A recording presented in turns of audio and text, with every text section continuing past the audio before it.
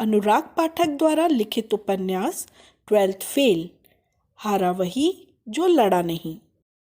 मनोज के पास सामान के नाम पर एक सूटकेस, बाल्टी, कुछ किताबें और एक गद्दा था। वह एक तांगे में अपना सामान रखकर दौलतगंज स्थित साहित्य सभा की लाइब्रेरी पहुंच गया। सामने 100 साल पुरानी बिल्डिंग थी, जिसके भूतल पर टिम्बर की दुकान थी। प्रथम तल पर साहित्य सभा का बोर्ड लगा था। गोल चक्करदार सीढ़ियों से अपना सामान लिए वह सभा की लाइब्रेरी में पहुंच गया। इस बड़े हॉल के चारों तरफ किताबों से भरी अलमारियां, बीच में पाठकों के पढ़ने के लिए टेबल और बेंच, काव्य सम्मेलन और दूसरे साहित्यिक कार्यक्रमों के लिए 2 तख्त का छोटा सा मंच, मंच के पास में लेक्चर डेस्क और माइक रखा था। लाइब्रेरी की दीवारों पर देश के तमाम बड़े साहित्यकारों और महापुरुषों की तस्वीरें लगी हुई थीं। मनोज ने रात को सोने के लिए मंच को ही अपना बिस्तर बना लिया। सुबह शाम 2 घंटे लाइब्रेरी में लोग किताबें पढ़ने आते थे। बाकी समय वह लाइब्रेरी में अकेला ही रहता था। इस अकेलेपन को दूर करने का काम उसके लिए लाइब्रेरी की किताबें करती थीं। उसने लाइब्रेरी की किताबें पढ़नी शुरू कर दी। उसने Abraham Lincoln, Thomas Alva Edison, Everest पर चढ़ने वाले तेंजिंग नोगे जैसे कई जुझारू लोगों की जीवनियाँ पढ़ डालीं। अब्राहम लिंकन के गरीबी के दिनों के संघर्ष ने उसे बहुत प्रभावित किया। यहाँ तक कि उसने लिंकन को अपना हीरो मानते हुए उन जैसा दिखने के उद्देश्य से अपनी पतली दाढ़ी न कटवाने का फैसला ले लिया। मनोज ने अपनी तनख्वाह के 300 रुपये भोजनालय में जमा कर दिए। उसके रहने, खाने और पढ़ने का इंतजाम हो गया। महीने में 2 बार शाम को लाइब्रेरी में काव्य गोष्ठी होती, जिसमें शहर के कवि साहित्यकार इकट्ठा होते। सामाजिक साहित्यिक विषय पर परिचर्चा का आयोजन भी होता। मनोज को इन आयोजनों की जिम्मेदारी भी निभानी होती थी। फर्श बिछाने और माइक लगाने जैसा काम भी उसे ही करने पड़ते थे। मनोज ध्यान से विद्वानों के भाषण सुनता। उसकी इच्छा होती कि वह भी मंच से भाषण दे या अपनी लिखी कोई कविता सुनाए, पर मनोज को मौका नहीं मिलता। उसे मंच पर खड़े होकर बोलना एक अद्भुत और देवीय काम लगता। पर जब कार्यक्रम समाप्त हो जाता और सभा में कोई नहीं होता, तब मनोज माइक चालू करके भाषण देने का अकेले अभ्यास करता। अपने विचार उस विषय पर देता जो कुछ देर पहले परिचर्चा में विद्वानों ने उठाए थे। खाली हॉल में उसे सुनने वाला कोई नहीं होता, पर वह कल्पना करता कि सामने श्रोता बैठे हैं। इस तरह वह अपना ज्ञान बढ़ाने और बोलने का अभ्यास करता था। एक रात काव्य सम्मेलन के बाद एक कवि लाइब्रेरी में ही रुक गए। कवि की बस सुबह थी। सुबह कवि ने नहाने के बाद मनोज से कहा, क्या आपके पास बालों में लगाने के लिए तेल मिलेगा? तेल नहीं है, मनोज ने संकोच से कहा। कवि निराश हुए, पर उन्होंने उम्मीद नहीं छोड़ी। कोई बात नहीं, कंघा ही दे दो, बिना तेल के बाल बना लूँगा। मनोज के पास कंघा भी नहीं था। उसने फिर संकोच से कहा, कंघा भी नहीं है। पर कवि ने हार नहीं मानी। उन्होंने अपनी फरमाइश को बदलकर फिर से कहा, कैसे लड़के हो भाई तुम? चलो शीशा ही दे दो, अपनी शक्ल ही देख लूं एक बार। शीशा भी नहीं है, मनोज ने फिर वही उत्तर दिया। कवि को अब मनोज को देखकर आश्चर्य हो रहा था। उसने मनोज की उम्र के कई लड़के देखे थे, जो सुंदर दिखने और फैशन करने के दीवाने रहते थे। कवि ने कहा, जिस उम्र के लड़के नए नए फैशन करते हैं, उस उम्र में तुम यह तपस्या क्यों कर रहे हो? मैं पीएससी की तैयारी कर रहा हूँ। पढ़ाई के खर्च के लिए यहाँ नौकरी करता हूँ। तेल कंघी की ज़रूरत ही नहीं पड़ती। 1 साल से तो मैंने अपनी शक्ल ही आईने में नहीं देखी। एक छुपा हुआ गर्व उसकी आवाज़ में झलक आया था। अपनी बात पूरी करके उसने कवि का थैला उठा लिया और उन्हें टेम्पो में बैठाने जाने लगा। कवि ने टेम्पो में बैठते हुए मनोज को आशीर्वाद दिया, तुम ज़रूर सफल हो जाओगे बेटा। वापस जाते कवि की आंखें गीली थीं। उसमें कोई सरल कविता झिलमिला रही थी।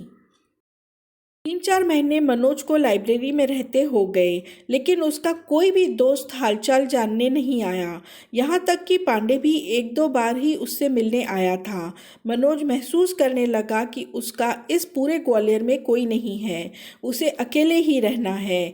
यह बिल्डिंग उसे भूतः अकेलेपन का एहसास कराती। इस अकेलेपन से बचने के लिए उसके पास किताबों के अलावा कोई सहारा नहीं था।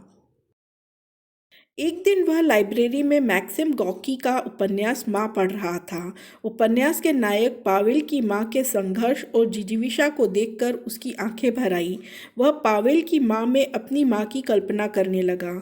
उसकी माँ भी तो लगातार जूझ रही है। हर मुसीबत से माँ ही तो है जो उसे ग्वालियर में टिके रहने की ताकत देती है। मनोज उपन्यास पढ़ ही रहा था कि उसके माता पिता उससे मिलने लाइब्रेरी में आ गए।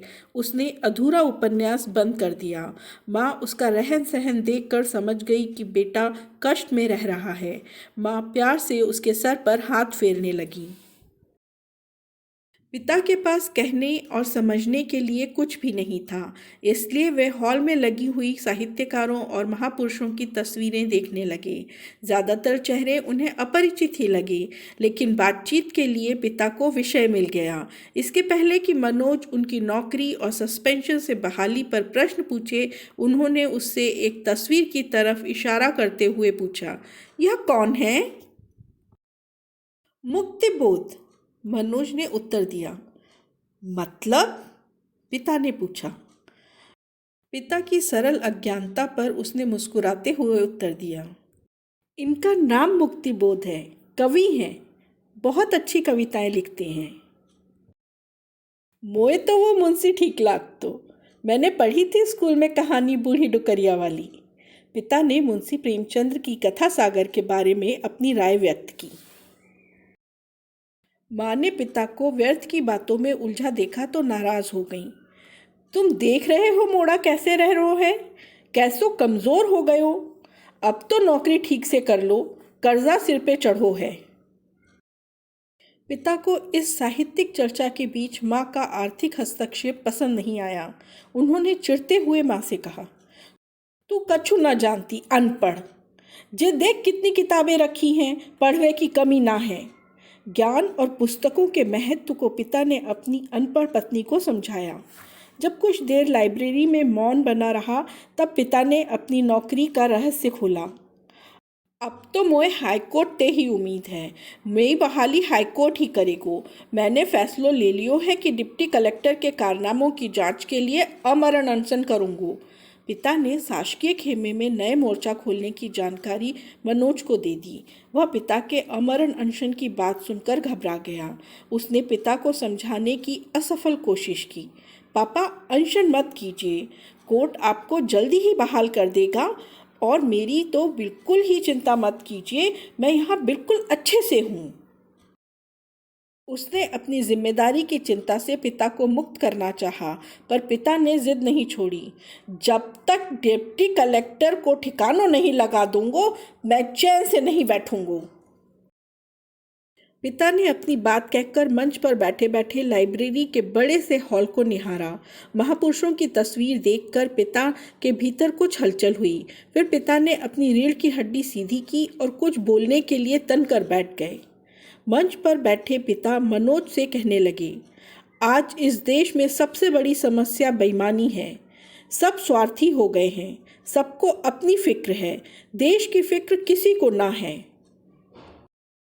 मनोज पिता की बात सुनकर कुछ कहता, उसके पहले ही माँ बोल पड़ी, शर्म ना आते तुम्हें, फालतू बात कर रहे हो, घर सुधार न सकत देश की चिंता कर रहे हो। मोड़ा 3-4 साल से नई बुसट ना खरीदी, खावे पीवे को कुछ ठिकानो ना है, अब तो सुधर जाओ, अब घर बर्बाद होवे में देर ना है। पिता को अपने ओजस्वी भाषण में ऐसी प्रतिक्रिया देखकर कष्ट हुआ। उन्होंने माँ से कहा, तू जीभ न चलावते, नए कपड़ा से कुछ न होत। ईमानदार आदमी पुराने कपड़ा पहन के भी अलग ही चमकतो है, और खा पी कर तो जानवर भी रहे हैं। आदमी तो वो है जो भले ही भूखो रह ले पर अपनी आत्मा जिंदा रखे। अब तू का जाने देश की समस्या, तुझे समझानो तो भैंस के आगे बीन बजानो जैसो है। माँ ने चिढ़कर पिता से कहा, मोए तो ना पता देश की समस्या, पर तुम्हें भी एक बात ना पतो। माँ की बात सुनकर पिता को आश्चर्य हुआ कि उनसे पता करने में कौन सी बात रह गई है। पिता ने पूछा, मोए का ना पतो? मोए तो सब पतो है। यही कि तुम पगलाए गए हो, माँ ने पिता से कहा। अब पिता की वापसी का समय हो रहा था। उन्होंने माँ की बात को अनसुना करते हुए कहा, चुप कर, देर हो रही है, चल, नहीं तो बस निकल जावेगी। मनोज माता पिता को नीचे टेम्पो में बैठाने चला गया। माता ने पिता से कहा, मोड़ा को कुछ पैसा दे दो कि तुम्हारे भाषण से पेट भर लेगो। पिता ने माँ का यह मांग अनसुनी करते हुए कठोरता से कहा, मुँह पे ना धरे पैसे। इतना कहकर पिता उस दिशा की ओर देखने लगे जहाँ से टेम्पो आने की उम्मीद थी। माँ ने मनोज को 100 रुपये दिए और कहा, बेटा ठीक से रहियो। माता पिता टेम्पो में बैठकर चले गए। मनोज वापस सुनसान लाइब्रेरी में लौट आया। लाइब्रेरी में आकर वह कुर्सी पर बैठ गया और सोचता रहा कि क्या उसके पापा सच में पागल हो गए हैं? क्या माँ सही कहती है? पिता हमेशा देश, ईमानदारी और गरीबों की बातें करते रहते हैं। घर की उन्हें बिल्कुल फिक्र नहीं रहती। पागलों की तरह उनका दिमाग एक जगह आकर अटक जाता है। इतना सोचकर वह टेबल पर रखी मुक्ति बोध की अंधेरे में कविता जोर जोर से पढ़ने लगा। अब तक क्या किया, जीवन क्या जिया, बहुत बहुत ज़्यादा लिया, दिया बहुत बहुत कम, मर गया देश, जीवित रह गए तुम। इतना पढ़कर उसने किताब बंद कर दी। उसकी आंखों के सामने उसके पिता का कठोर और भावहीन चेहरा आ गया। उसने अपनी डायरी उठाई और लिखने लगा, जो घर बार की फिक्र न करके देश की फिक्र करते हैं वह पागल ही तो कहलाते हैं। मेरी माँ सही कहती है कि मेरे पिता पागल हैं। मैं ऐसे पागल पिता से बहुत प्यार करता हूँ।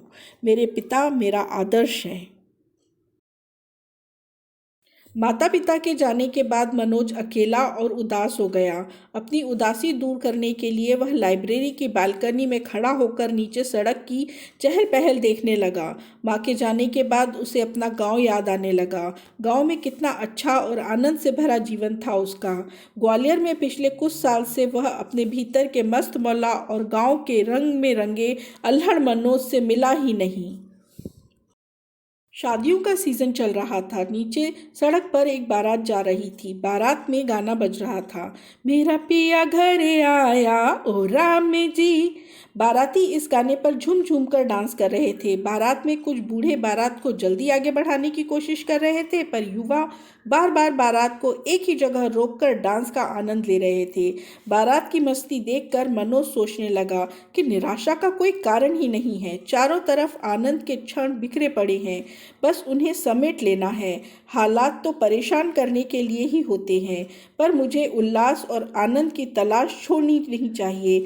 ऐसा सोचकर उसने लाइब्रेरी के गेट बंद किया और चप्पल पहनकर लगभग दौड़ता हुआ नीचे पहुंच गया। अभी भी मेरा पिया घरे आया ओ राम जी गाना चल रहा था, पर शायद बूढ़ों को लड़की वाले के दरवाजे पर पहुंचने की जल्दी थी, इसलिए वह बारात को जल्दी जल्दी आगे बढ़ाने लगे।